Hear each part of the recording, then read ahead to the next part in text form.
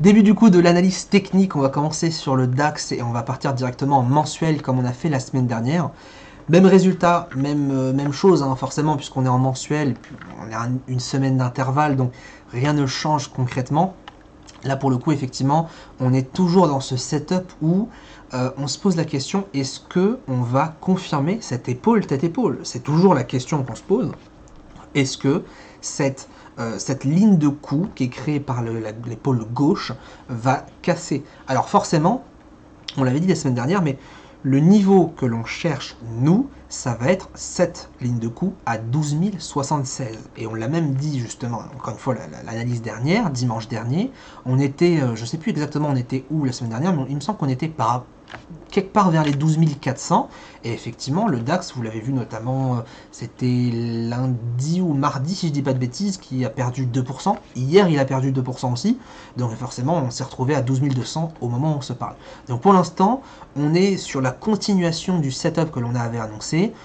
Normalement, donc si on dézoome maintenant en hebdo, logiquement, on devrait aller chercher justement les 72. Maintenant, ce qui est aussi intéressant, et ce qui est même encore plus qu'intéressant, c'est qu'on avait déjà justement tracé ce petit triangle d'intervention, où on était en fait dans cette optique, on avait en haut du triangle justement l'épaule droite, donc il fallait surtout pas qu'on casse ce niveau, parce qu'effectivement si on casse ce niveau à la hausse, on a très forte probabilité de casser du coup l'intégralité de la figure technique en hebdo et en mensuel.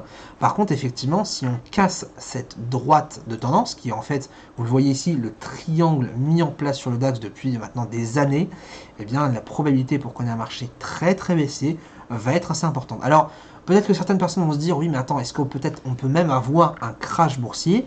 On ne peut pas exclure l'éventualité qu'on ait un marché très baissier. Maintenant, ce n'est pas parce que le marché forcément va baisser énormément que tout de suite c'est la crise financière. Mais c'est vrai que sur des périodes comme 2008, il y a eu des énormes signaux de baisse. Là, pour moi, c'est un début d'un très grand scénario baissier. Ça ne veut pas dire que ça va se faire, ça veut dire que théoriquement, les informations que l'on a graphiquement sont extrêmement baissières. La cassure en hebdo, puisqu'on est au final on est à la fin de la semaine, le marché CFD clôture vers 22 h ce soir, donc dans à peu près 2 h 30, cette bougie potentiellement va nous confirmer la cassure du triangle. Et ça va être intéressant parce que lundi justement, donc demain, on va voir si oui ou non on a cette continuation ou au contraire le marché va réintégrer son triangle et s'il réintègre son triangle ça va être une énorme hausse. Donc dans tous les cas sur un scénario sur du plus long terme pour l'instant en mise à jour c'est vrai que là on a des signaux baissiers assez puissants. On sait encore une nouvelle fois, donc on peut aller par exemple ici en H4, on a un très gros niveau. Moi personnellement ce que je vois c'est ça, donc on a ce niveau ici juste là sur les 731. Avant, on a bien sûr la droite de tendance, le triangle à casser. Par contre, si la droite de tendance casse, ça veut dire qu'on a cassé ce plus bas qui était quand même le 28 juin dernier, donc ça fait un petit temps qu'on ne les a pas passés. Vous le voyez en même temps que moi sur ces graphiques, c'est qu'en même temps c'est une zone de reverse assez important. Une zone de reverse, c'est une zone où le marché effectivement a tendance à énormément bouger. Moi, personnellement, mon avis, c'est que si je casse cette zone lundi, je short. Je ne me pose pas de questions. Je casse cette zone, je short pour aller sur les 11 730. Maintenant, forcément, il y aura la zone, comme on disait, des 12 070. Donc la zone des 12 070, elle est juste là. C'est le gros niveau de la ligne de l'épaule, tête-épaule en hebdo. Donc à voir, mais si vraiment on casse ces plus bas, moi, je pense vraiment que ça peut aller bien plus bas. On a toujours le même scénario en fonction de la semaine, de l'évolution du mois, etc. Mais c'est vrai que plus on baisse sur le DAX, et plus on s'approche de niveaux qui sont extrêmement dangereux. La dernière analyse qu'on a faite, du coup, elle était ici. Vous la voyez, elle était ici. Et au final, sur la semaine, alors on n'a pas eu une semaine complètement fantastique, vous le voyez, on a eu une journée, 2-3 journées de range au final, mais on a eu quand même une belle grosse baisse hier qui nous a permis justement d'aller chercher ces niveaux aux alentours des 12 000. Voilà, pour moi, ce sont des niveaux qui sont encore plus baissiers qu'avant. Tant qu'on ne casse pas ce plus bas ici du 28 juin, tant qu'on ne casse pas ce très gros niveau sur le DAX, tout va bien. Par contre, effectivement, si on va plus bas, c'est autoroute directement sur les 11 720. Mon plan n'a pas changé et ça fait depuis maintenant 2-3 semaines que je vous l'explique en live. Pour ce qui est maintenant du court terme, toujours sur l'indice allemand, au niveau de mes zones, je vous ai redétaillé mes zones. Vous le voyez ici, ma psychologie, mon plan d'investissement sur ce marché allemand, c'est d'aller chercher ce start baissier à 12 100 pour aller chercher tout simplement les 11 950, donc 11 948 exactement.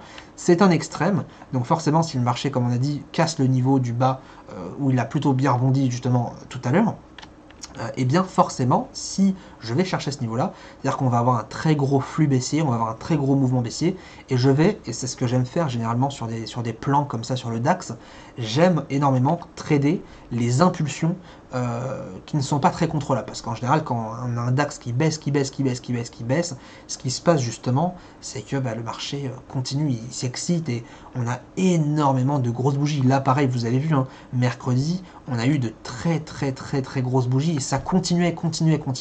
Là, c'est ce que j'attends, start baissier, si on casse les derniers plus bas, j'irai chercher mon objectif du start à 11 948. A l'inverse, pour un start à la hausse, ça va être un peu plus délicat, j'attends justement un objectif cassé à 12 502 pour aller chercher les 12 562 exactement. On a un gap qui n'a pas du tout été comblé, donc je vise en fait cette exagération, c'est-à-dire que je vise une exagération juste ici pour aller chercher le gap. Pourquoi, on peut poser la question, mais pourquoi alors tu ne vises pas le gap?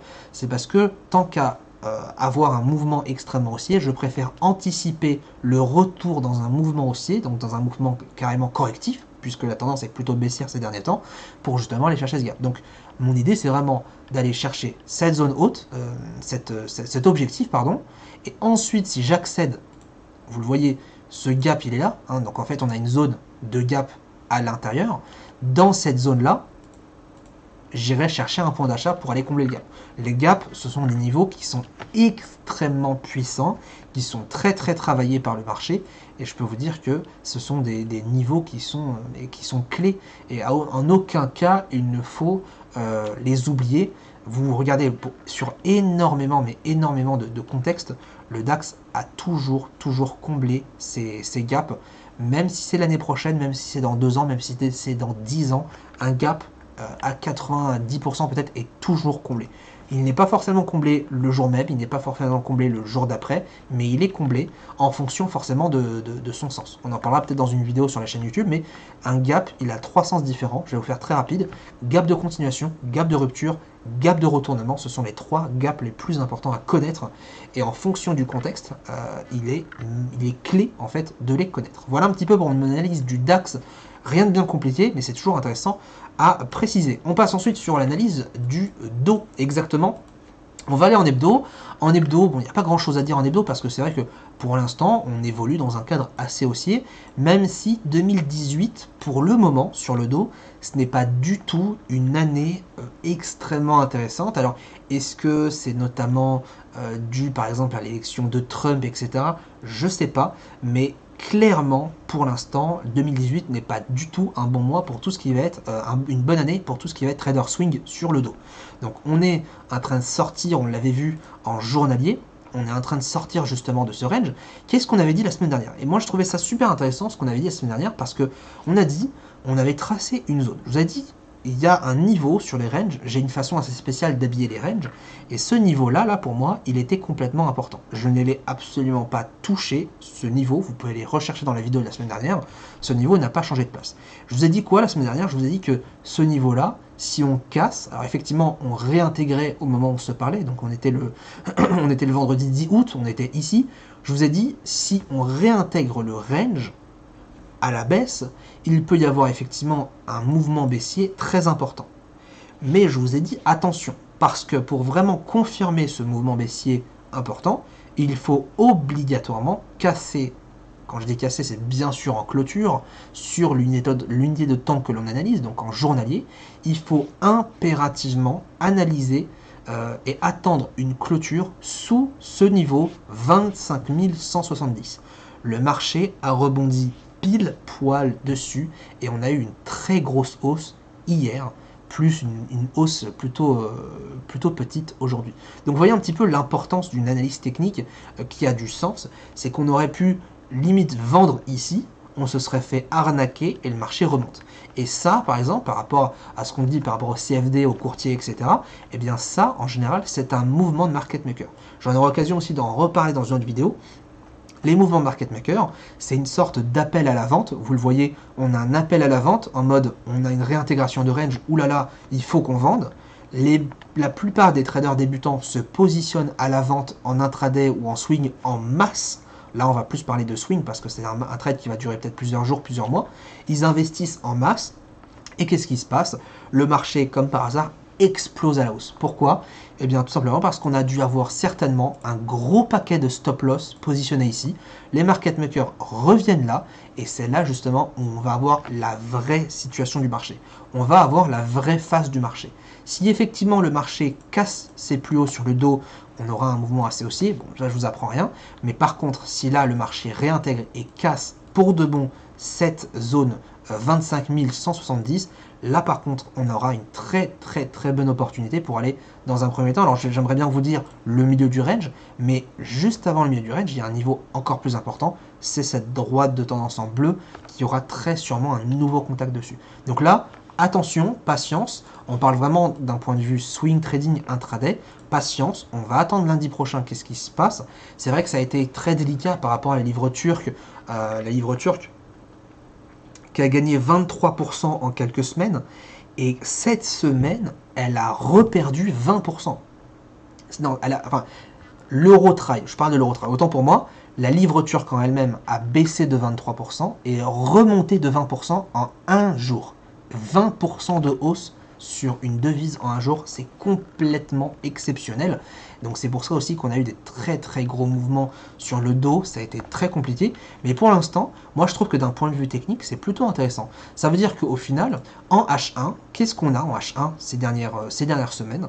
Eh bien, en orange, on pourrait tout simplement tracer ce range.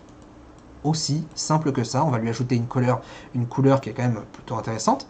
Et vous le voyez, ça, je ne peux pas vous le décrire malheureusement dans cette vidéo, je l'enseigne à mes étudiants, ça c'est pour moi une des plus grosses arnaques en ce moment, c'est les sorties de range. Les sorties de range, à une époque je les tradais, maintenant je ne les trade plus du tout. Les sorties de range, c'est exactement ce qu'on vient de dire, c'est un appel à la vente. C'est-à-dire qu'on a ici un appel à la vente, tous les investisseurs débutants se positionnent à la vente, et comme par hasard, qu'est-ce qui se passe? Bah tiens donc, le marché explose à la hausse, et on vient chercher un paquet de stop loss. Donc ça, c'est vraiment une vidéo sur laquelle j'y concentrerai énormément de temps, mais je vais peut-être en faire plusieurs vidéos sur comment déceler les opportunités, comment déceler les arnaques de market makers. Parce que les market makers, ils ne pardonnent pas. Là, vous le voyez, c'est pareil.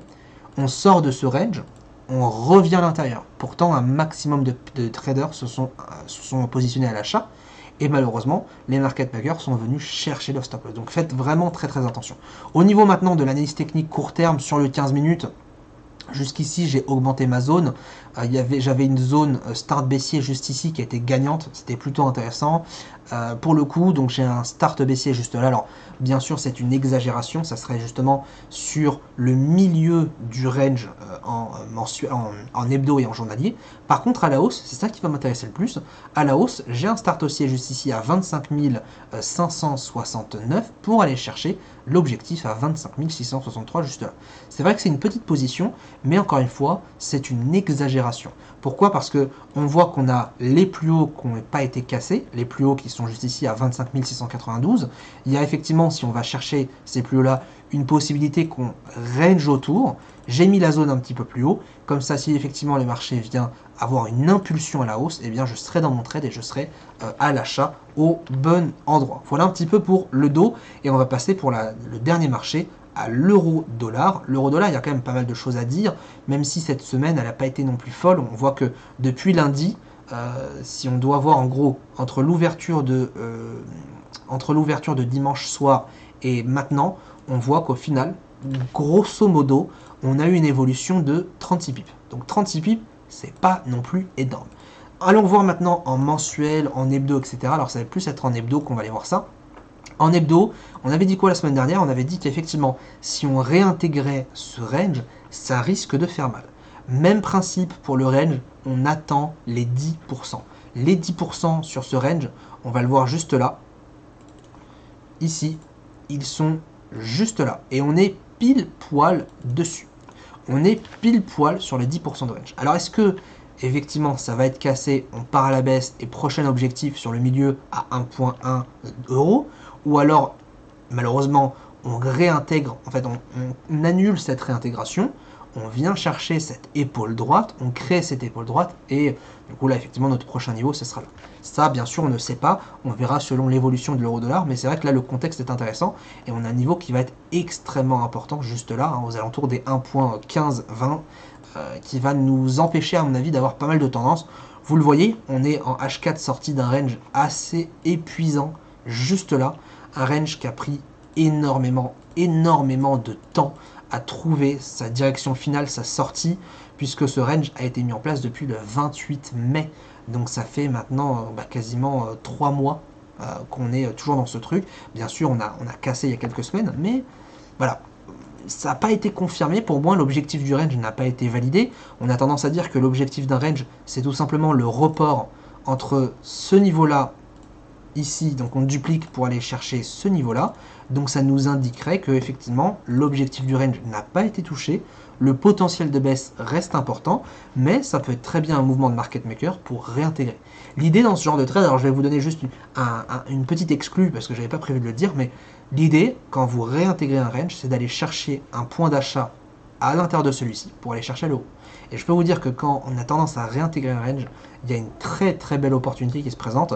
Et vous pouvez être quasiment sûr que si jamais ça réintègre ce niveau à 1,15230, vous me verrez dès la semaine prochaine à l'achat. Peut-être un petit peu plus haut, peut-être environ à ce niveau-là d'achat, à partir de 1,15665. Si on vient chercher ce niveau la semaine prochaine, ou dans 2 semaines, ou dans 3 semaines, je serai sûrement à l'achat pour viser, dans un premier temps, ce niveau, puis ce niveau.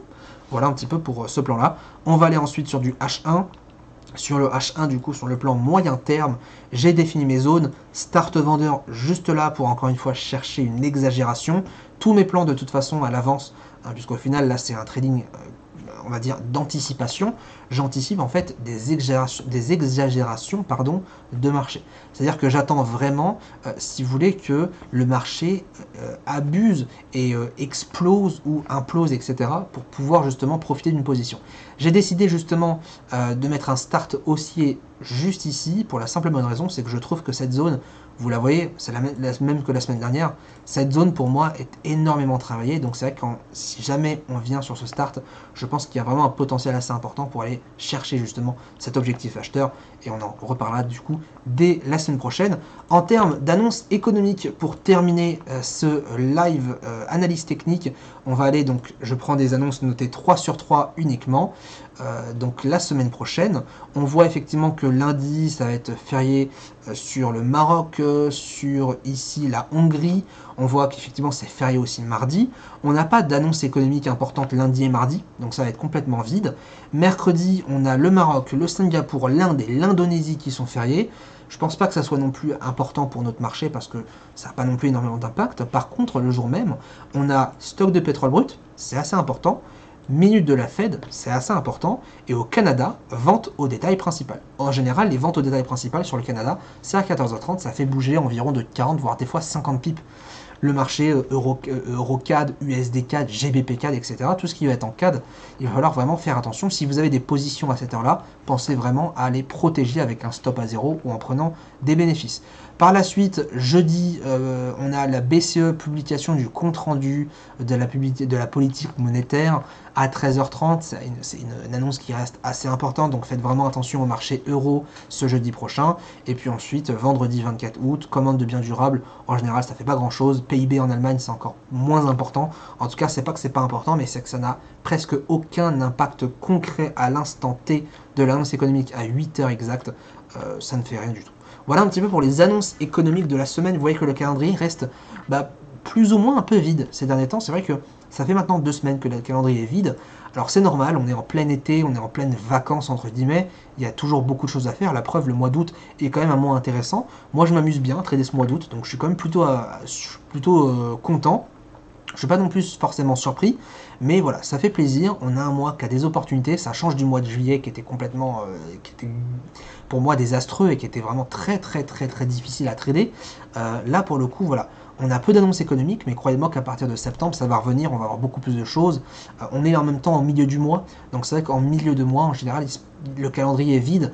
C'est vraiment plus les débuts et les fins de mois où là, le calendrier, je peux vous dire, dans 2 semaines, quand on va reparler dimanche prochain, je peux vous dire qu'il va y avoir quand même pas mal d'annonces économiques. Voilà un petit peu pour ce live, tout simplement analyse, cette petite vidéo. On se retrouve du coup dès la semaine prochaine pour en parler. Très bonne semaine à tous et à bientôt.